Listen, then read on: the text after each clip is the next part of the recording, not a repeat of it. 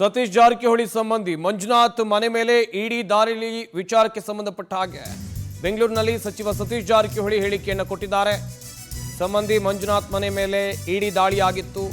ಈ ಕುರಿತಂತೆ ಸತೀಶ್ ಜಾರಕಿಹೊಳಿ ಪ್ರತಿಕ್ರಿಯೆಯನ್ನು ಕೊಟ್ಟಿದ್ದಾರೆ.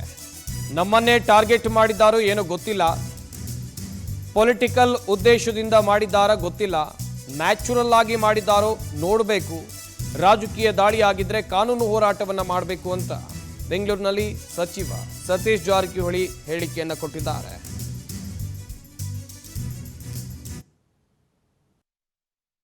ಹೇಳೋಣ, ಈಗ ನಮ್ದು ನಮ್ಮ ಇಂಡಿವಿಜುವಲ್ ಹೇಳ್ಬೇಕಾದ್ರೆ ನಮ್ಗೆ ಇನ್ನೂ ಆತರ ಯಾವ್ದು ಕಂಡು ಬಂದಿಲ್ಲ. ಇನ್ನೂ ಇನಿಷಿಯಲಿ ಸ್ಟೇಜ್ ಆಗಿದ್ದಲ್ಲ, ಈಗ ಆಗಿದ್ದೆ 4-5 ದಿವಸದಿಂದ ಆಗಿದೆ. ತಕ್ಷಣ ಹೇಳಿಕ್ಕಾಗಲ್ಲ, ಅದ್ ನಮ್ ಕಂಡು ಹೋದಾಗ ಖಂಡಿತವಾಗಿ ಹೇಳ್ತೇವೆ.